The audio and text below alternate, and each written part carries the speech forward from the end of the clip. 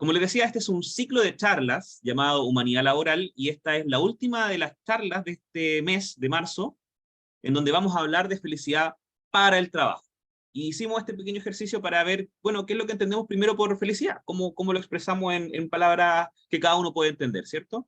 Y lo que yo les voy a compartir ahora tiene que ver con ciertos modelos que tenemos para entender la felicidad.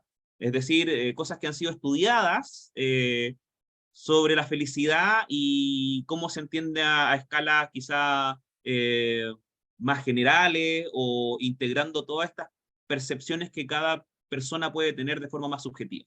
¿Bien? Entonces tenemos el primer modelo de Diener, ¿ya? Que nos habla de satisfacción con la vida, emociones positivas y emociones negativas. Nos habla de qué tan satisfechos nos sentimos con la vida que tenemos, en sus luces, en sus sombras, en sus momentos virtuosos, en sus momentos difíciles, ¿cierto? Y qué tanto gestionamos nuestras emociones para sentirnos de forma positiva, y también cómo le damos espacio y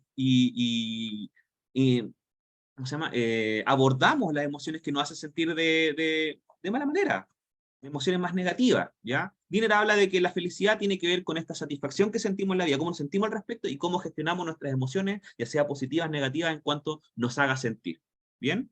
Luego tenemos Deci Ryan, que nos habla del modelo de, bueno, el modelo de Deci Ryan nos habla de que tenemos lo que se llaman necesidades básicas psicológicas, las cuales son autonomía, relaciones y competencia.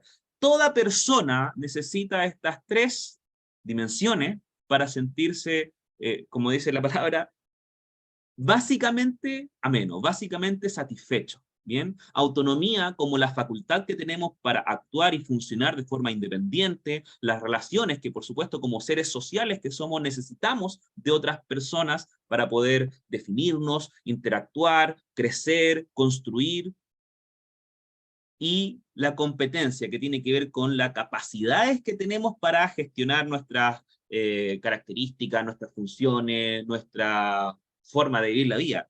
¿Qué tan capaz me siento para desempeñar aquello que ejecuto? Luego tenemos el modelo de Rifficis, ¿ya? Que si se fijan ya empiezan a repetirse un poco más la autonomía, las relaciones y la competencia, porque, como dice ahí, que son necesidades básicas psicológicas, efectivamente son cosas que todo el mundo tiene que saber. Y para ser feliz tiene que cumplir con esta satisfacción de estas tres necesidades básicas, pero va contribuyendo también con la autoaceptación, que es importante verse a sí mismo, verse, identificarse, aceptarse, asimilarse, pero no solamente quedarse con la visión de que lo que yo soy es suficiente. Lo que yo soy es suficiente, por supuesto que es importante, pero no necesariamente tiene que ser todo lo que puedo ser. Por eso también busca lo que es el crecimiento personal, ser más allá de lo que somos en este momento, porque podemos no tener todo el conocimiento ni toda la habilidad en este momento. Por supuesto que no. Somos seres en constante cambio, en constante crecimiento, entonces necesitamos darnos el espacio para poder crecer como personas. Y el propósito, que es aquello que nos conecta con algo que es más grande que nosotros, con propósitos que en el fondo si simplemente no podemos hacerlo porque se nos ocurrió y quisimos hacerlo, fracasamos y no lo logramos, entonces no es suficiente, no es bueno. No, propósitos que en el fondo requiere esfuerzo, requiere planificación, requiere conexión con uno, requiere compromiso con el propósito para poder lograrlo, ¿ya? Entonces, habla de que cómo nos vamos desarrollando como personas dentro, planteando de la base de que tenemos que satisfacer nuestras necesidades básicas psicológicas, pero también ser capaces de reconocernos, aceptarnos, crecer de lo que somos y conectarnos con propósitos mayores a nosotros. Y vamos a dar también con este modelo que se llama PERMA, que es uno de los modelos más utilizados en psicología positiva, y es aquel que se viene armando un poco de todas las construcciones que vienen previas, y también va dando el paso a todas las definiciones que se van dando de felicidad de forma posterior. Entonces, lo primero que dice modelo PERMA, emociones positivas, ¿ya? Aquello que queremos sentir, aquello que nos hace sentir bien, ¿bien? Relaciones positivas, las relaciones con quienes nos rodeamos, con quienes nos integramos y nos definimos, y nos positiva y que nos nutren como relación, ¿cierto? El compromiso, y el compromiso que se da, bueno, en organizaciones se llama engagement, ¿ya? Y en palabras de Seligman, y lo define más como la forma del flow, de cómo nosotros somos capaces de comprometernos en función de las competencias que estamos realizando de forma fluida, de forma eficaz y en disfrute, en goce. Estamos fluyendo, por eso flow, fluimos en aquello que hacemos. pero en compromiso y en capacidad. Propósito, como nombramos anteriormente, pero propósito se define aquí como la capacidad de proponerse objetivos, de cumplir objetivos, de perseguir objetivos, metas que queremos cumplir en nuestra vida, que nos dan sentido. Y el sentido tiene que ver aquello que nos significa, aquello que nos da valor, aquello que en el fondo, por las razones o los criterios, los valores por los cuales nosotros creemos que la vida merece ser vivida o la vida se dignifica a sí misma. Entonces, desde el modelo PERMA escalamos al modelo IBEL. ¿Ya? Y este modelo se utiliza comúnmente en organizaciones porque está más ligado a esto, pero fíjense que nuevamente habla de autonomía, relaciones y competencias. Entonces, en todo orden de cosas, estas tres necesidades psicológicas básicas van a estar a la base de cualquier forma que podamos nosotros identificar la felicidad. ¿Bien? Pero también incluye la confianza. La confianza en las relaciones. Y yo creo que en toda organización se habla de la confianza y se requiere que haya confianza, pero es difícil gestionarla. Sin embargo, es algo vital para que cualquier relación organizacional fluya y se concreten los objetivos. Si no hay confianza, vamos a tener una expectativa, una visión amenazante del resto de nuestro entorno, que efectivamente nos va a hacer sentir de mala forma, desmotivado, desganado y en constante alerta. Salud laboral. Y salud laboral en el amplio espectro donde incluye tanto la salud física como la salud mental. La salud física de que nuestros trabajadores tienen que estar, o nuestros equipos, nuestras personas con las que trabajamos, tienen que ser personas saludables, porque una persona que no está saludable, por supuesto que no va a tener un alto desempeño, por supuesto que va a tener quizá alta rotatividad o va a tener licencia, en el fondo va a irrumpir en el clima laboral con el equipo. Y desde la salud mental lo mismo, porque también va a afectar en el equipo con cómo se llevan, con cómo entienden, con cómo se relacionan, ¿ya? Y por supuesto que se afecta a uno. Muchas veces se habla del efecto burnout que hay en las organizaciones cuando hay el estrés, en el fondo empieza a aumentar, aumentar, aumentar, hasta el punto que uno se termina literalmente quemando y ya no quiere nada más con el trabajo. Bien, la idea es prevenir eso. Por eso se habla de salud mental como una de las bases para la felicidad en las organizaciones. ¿Ya? Tenemos el propósito y sentido, y aquí se conectan porque tiene que haber propósito en toda organización, tiene que haber objetivos, metas por cumplir, pero estos objetivos también tienen que tener sentido. Cuando se nos trazan objetivos que tenemos que cumplir y no tenemos conexión con el para qué, bueno, efectivamente vamos a funcionar porque nos dicen, pero no vamos a tener quizás un alto índice de compromiso, no nos vamos a sentir comprometidos por ende a que ese objetivo se cumpla, sino que es un objetivo más, porque carece de sentido. Entonces, por eso es importante unir las dos, el sentido y el propósito en el trabajo. ¿Ya? Volvemos a nombrar flow, el engagement, el compromiso, porque es necesario que nos sintamos altamente competentes desarrollando desafíos que sean alineados con mis capacidades. ¿Bien? Y eso es para disfrutar lo que hacemos. Y emociones positivas, nuevamente la volvemos a nombrar porque tenemos que buscar sentirnos bien en el trabajo. Ahora, esto ya empieza quizás a sonar un poco loco, quizás decir, pero irse a sentir bien al trabajo, buscar confianza, si yo lo que más siento en mi trabajo es desconfianza, me siento mal, me siento castigado, me siento poco reconocido. Bueno, justamente todo eso lleva al malestar y lo que estamos buscando es, bueno, ¿qué es lo que tenemos que tener para que nos sintamos bien? ¿Ya? Satisfacción con el trabajo. Que ese trabajo que estamos conectando, propósito y sentido, también se conecta con nuestra propia satisfacción, con nuestros propios objetivos, con nuestros propios deseos, ¿ya? Sentirnos satisfechos con el trabajo, con lo que hacemos, sea lo que sea, valga la redundancia, ¿ya? Es importante para que nosotros podamos pasar el día a día sin una perspectiva, sin una visión de sacrificio, de castigo, de que no tengo de otra, de que estoy obligado y estoy forzado, casi como si fuese una cárcel. Pues no, tenemos que tener cierto grado de satisfacción para que esto no se vea ni se sienta de esta manera. ¿Cómo? Con bondad. Las relaciones, y aquí quizás me voy a quemar un poco, pero estoy acostumbrado ya a meterme en la boca del tigre, del león, del lobo, ¿ya? Pero normalmente tratamos de relacionarnos mucho desde el respeto, pero poco hablamos desde la bondad. Y el respeto lo que anuncia un poco es la expectativa de cómo debiesen ser las relaciones, a la base, de cómo debiesen ser criteriosas, ya para no pasar a llevar a nadie. Pero poco hablamos de la bondad que hay en las relaciones, de cómo somos bondadosos en el sentido del conocimiento, del ayudar, del estar ahí para alguien. Y en las organizaciones que se trabaja la felicidad, se practica la bondad en la forma en que nos relacionamos, porque la bondad nos abre la puerta hacia la confianza, hacia la salud, hacia emociones más positivas, hacia sentirnos satisfechos, incluso a fluir en lo que hacemos. ¿Bien? Entonces, vamos dándole espacio a la bondad también en cómo nos relacionamos. ¿Bien? Entonces, ya tenemos una definición más o menos de, o varias definiciones de lo que es la felicidad, pero nos va dando luces de a qué debiésemos nosotros perseguir cuando buscamos felicidad en el trabajo.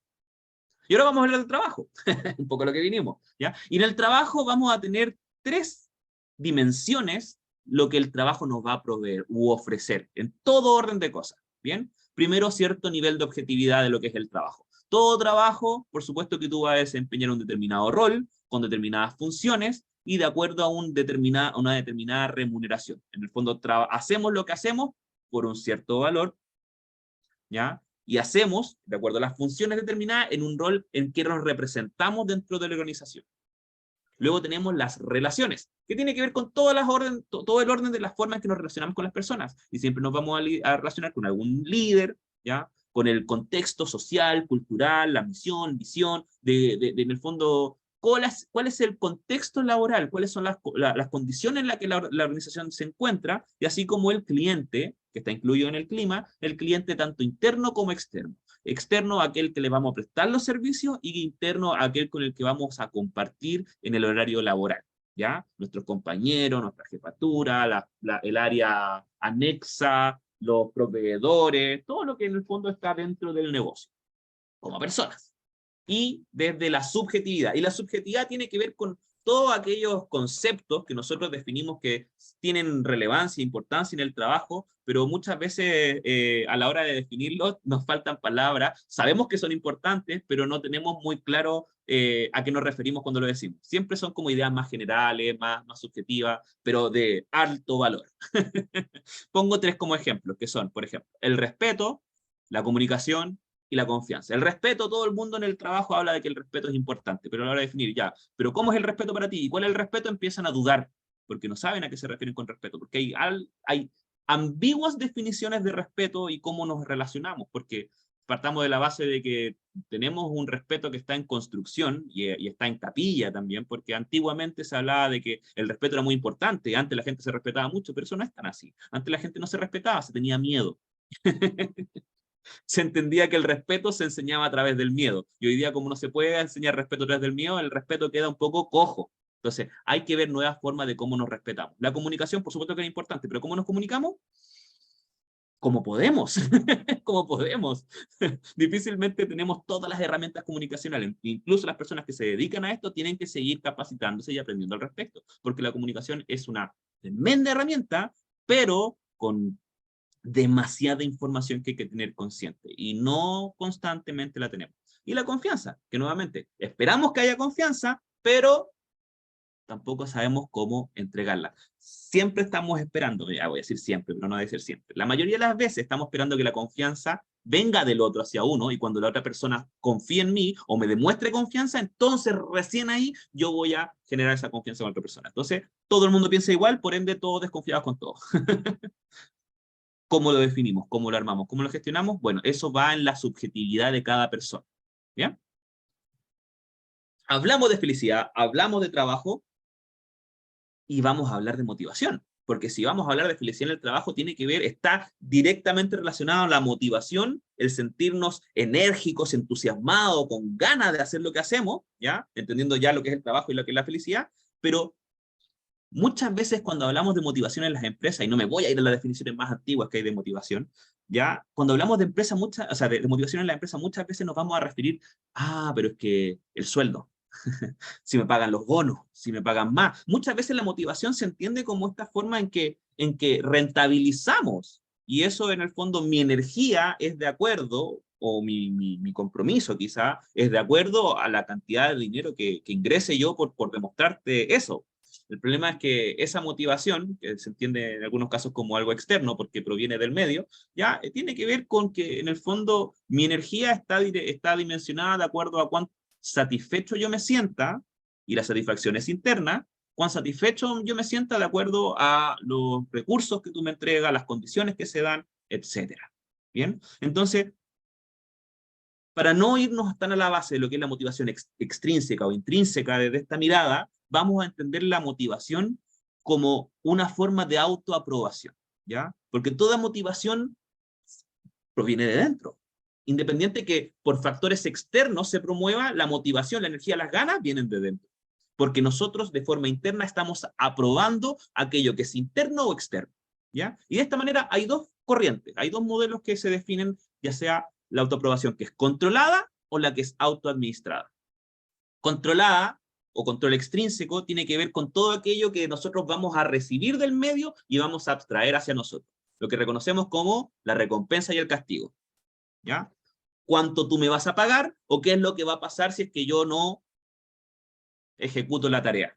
¿Bien? Hay un control definido ahí. También tenemos el control internalizado, aquello que viene más desde lo afectivo o desde lo valórico, que es de forma interna con respecto a lo que va a ocurrir si es que se cumple o no se cumple con la ejecución de la tarea. Y eso está más ligado con la culpa, la vergüenza, la valoración que tengo en el medio, ¿ya? Y esos son mecanismos internos que tenemos para regularizar si es que estamos o no estamos cumpliendo, ¿ya? Controlamos de forma interna. Luego está la autoadministrada, que viene con la motivación intrínseca. Ya estábamos hablando de lo que es intrínseco, donde dice a aquella persona que se motiva de forma intrínseca, es una persona que dice la acción misma, la ejecución misma de la tarea es suficiente recompensa, es suficiente motivación por sí misma. Entonces yo me siento enérgico por aquello que ejecuto, ¿ya? Y uno podría decir, bueno, hay personas que sí se sienten así, pero hay personas que no. Es variable, ¿bien? Pero hay otra, y esta para mí es la clave, que es la motivación integrada. Aquella motivación que conlleva una conexión con el sentido, el propósito, aquello que yo digo, esto lo hago con esta finalidad, con este objetivo. Y aquí podemos decir, por ejemplo, ya voy a hacer un ejemplo muy burdo, pero por ejemplo, digamos que quiero bajar 10 kilos para lucir el traje de baño que me compré y quiero ir al Caribe para lucir, ¿ya? Es algo estúpido incluso. Pero es un propósito. Para mí tiene sentido porque quizás yo nunca me sacaba una buena foto en bikini, nunca yo quería disfrutar y como que tiene un sentido conmigo. Para mí es importante, eso es lo importante. Para mí es importante, ¿ya? Entonces yo conecto con ese propósito, con ese sentido, ¿ya? Yo tengo conductas acorde, mantengo energía que me va a permitir generar las conductas que me van a llevar a eso. Y me mantengo constantemente motivado. No sucumbo. Puedo caer algunas veces, por supuesto, pero no sucumbo ante ello. No me caigo y no me vuelvo a levantar. Me mantengo en esa motivación, porque ese propósito, ese objetivo es tan grande que me conecta.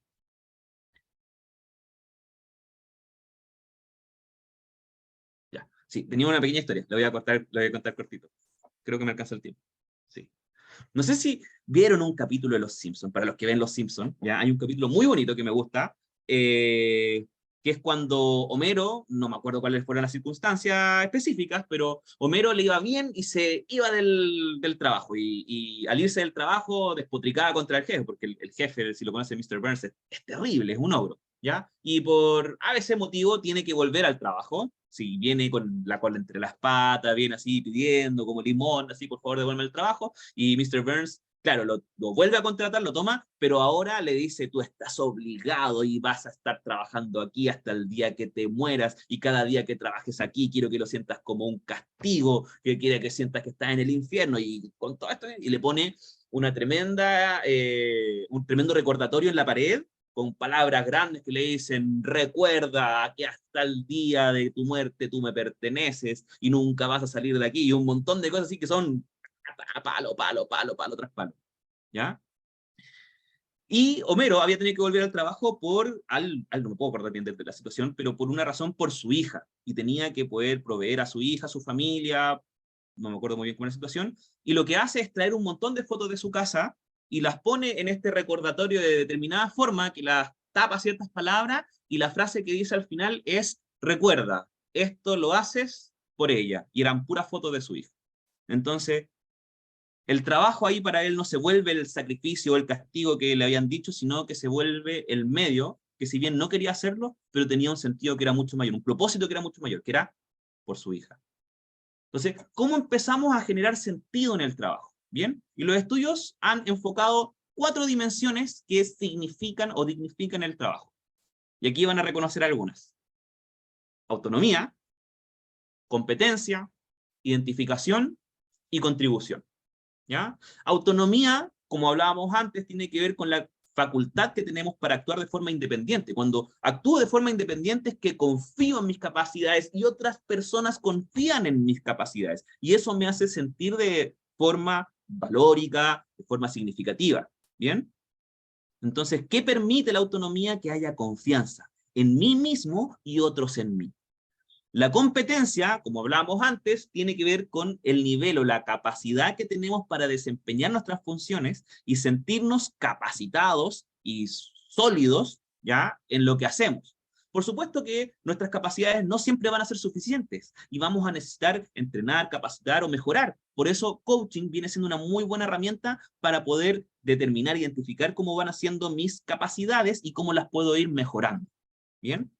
Tenemos la identificación, y la identificación se da cuando yo soy capaz de identificarme con aquellos con los que trabajo, con la organización a la que represento y con los valores que tiene, cuando en el fondo yo veo que aquello donde yo estoy es parte de mí, y no verlo como una figura amenazante que está contra mí, ¿ya? Y eso es lo que normalmente ocurre cuando digo que todo en el trabajo es malo. El trabajo es malo, el jefe es malo, mis compañeros son fome, son flojos, ya, yo tengo que hacer todas las cosas. Bueno, pero también eso me hace ver un entorno completamente amenazante, disruptivo. Entonces, por supuesto que me voy a sentir mal, que me voy a sentir poco identificado porque ninguno es como yo no soy como nadie de ahí, me siento al margen de todo, etcétera. Entonces, todo eso se trabaja a través de amabilidad, porque si dejamos de generar estas grandes expectativas de cómo deben ser las cosas o las cosas que no se cumplen y empezamos a tener un trato mucho más amable, vamos a darnos cuenta que hay muchas más similitudes que diferencias de las que distinguíamos frente a este contexto o entorno, personas tan terribles que no conocíamos, porque no nos habíamos dado el tiempo y el espacio para hacerlo.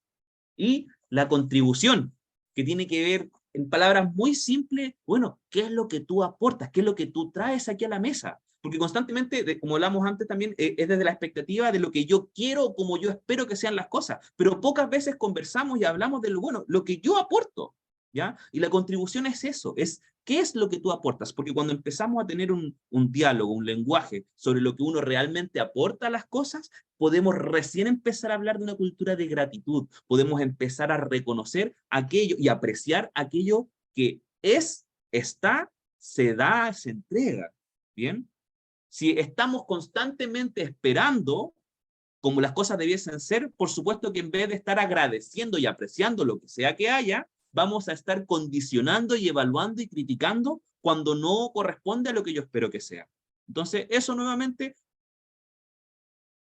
abruma este contexto terriblemente amenazante y pesimista sobre cómo son las cosas porque no son como yo quisiera que sean. Entonces, de estas 4 dimensiones, identifican la autonomía y la contribución como las que tienen la mayor relación en cuanto a la motivación, en cuanto a qué tan satisfechos nos podemos sentir en el trabajo. Entonces, vamos a explorarlas. Entonces, desde la autonomía, y como hablamos de la independencia en lo que hacemos, pero también tiene que ver una persona que sea independiente, pero que se sienta capaz en lo que hace. Entonces, para esto se define de esta manera. La relación de autonomía se da en el cuadrante de la complejidad y la competencia. Cuando identificamos primero, por supuesto, que tenemos competencias desarrolladas, aquellas que reconocemos como fortalezas, y sentimos que somos sólidos en ello, y nos enfrentamos a un desafío que sea complejo, difícil, que quizás no cualquier persona lo pueda hacer, pero yo puedo hacerlo de acuerdo a mis capacidades, mis habilidades, mis competencias, ¿ya? Me siento en un estado de flow.